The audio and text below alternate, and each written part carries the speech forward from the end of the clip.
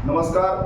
तो प्यारे बच्चों, मैं नरेंद्र मिश्रा और अब हम पढ़ेंगे कार्बनिक यौगिकों के नाम बनाना। तो हम इसके पहले सजातीय श्रेणी पढ़ चुके हैं और सजातीय श्रेणी में 3 श्रेणियां होती हैं, एल्केन, एल्कीन और एल्काइन। उन तीनों के हमने नाम बनाना सीखा है, नाम जानते हैं और सूत्र बनाना सीखा है। तो उम्मीद करते हैं आप उसको समझ गए होंगे। अब हम आते हैं कार्बनिक यौगिकों के नाम कैसे बनाए जाते हैं, उनके सूत्र कैसे बनाए जाते हैं। तो शुरू करते हैं सबसे पहले कार्बनिक यौगिक।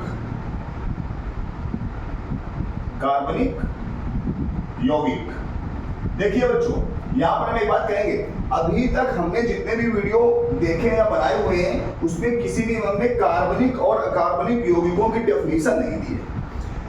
तो कार्बनिक और अकार्बनिक यौगिकों की डेफिनेशन देंगे और उस पर हम बहुत सारे विचार भी करेंगे, बहुत सारे एग्जाम्पल भी देखेंगे। तो पहले हम थोड़ा सा इसका अध्ययन कर लेते हैं, ताकि इसलिए आप यौगिकों के नाम मालूम होंगे आपको कार्बनिक के, तो आप उससे कम से कम कंपेयर कर सकते हो, तुलना कर सकते हो, उसको कैलकुलेट तो कर सकते हो कि हाँ सर ने जो परिभाषा बताई सही है कि नहीं सही है। इसलिए प्लीज देखते रहिए। जो भी कार्बनिक यौगिक होता है उसके 2 पार्ट होते हैं, बिल्कुल ध्यान समझिए सभी लोग। जो भी कार्बनिक यौगिक होता है उसके 2 भाग होते हैं। एक होता है फ्रैक्शनल ग्रुप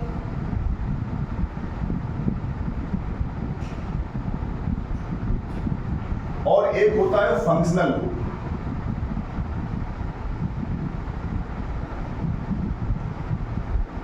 ध्यान दीजिए, एक होता है फ्रैक्शनल ग्रुप और एक होता है फंक्शनल ग्रुप। अब देखिए, फ्रैक्शनल ग्रुप में रखे गए हैं सभी एल्काइल। कौन रखा गया है? एल्काइल। और एल्काइल का नाम अच्छे तरीके से समझना, एल्काइल नाम जो है ये एल्केन का डेरिव है और इसका सामान्य सूत्र होता है CnH2n+1। समझ गए होंगे आप लोग। मतलब इसमें जब हम H को रखेंगे तो H = C×2+1 होता है। अब ध्यान समझना, चूंकि कार्बनिक यौगिक है तो कार्बन मस्ट है, और जब कार्बन मस्ट है तो यहाँ पर हमने एक कार्बन लिया है तो इसके लिए हम H बैलेंस करेंगे, तो H = हो जाएगा C×2+1, तो H = हो जाएगा 1×2+1, तो H = बनेगा हमारा 2+1 या H = बनेगा हमारा 3। अब इसके साथ में जब हम 3 H जोड़ेंगे, बच्चों ध्यान देना, 1 H 2 H 3 H, हमने 3 H जोड़े और कार्बन की संयोजकता वैलेंसी होती है 4। मतलब कार्बन का अभी एक बॉन्ड खाली है, एक इलेक्ट्रॉन कार्बन के पास रखा हुआ है शेयरिंग के लिए। तो मतलब कार्बन अभी स्टेबल नहीं है, ये यौगिक जो बना ये स्टेबल नहीं है। इसको हम पढ़ेंगे मिथिल, क्या पढ़ेंगे? मिथिल या मिथाइल पढ़ते हैं, और ये स्टेबल नहीं है। तो ये स्टेबल कैसे होगा? जब ये सारे इलेक्ट्रॉन शेयर कर लेगा। अभी इसके पास 8 इलेक्ट्रॉन नहीं है, इसका स्टेप पूरा नहीं हुआ है। तो आइए बात करते हैं, ये मिथिल, क्या नाम है इसका? मिथिल या मिथाइल पढ़ते हैं।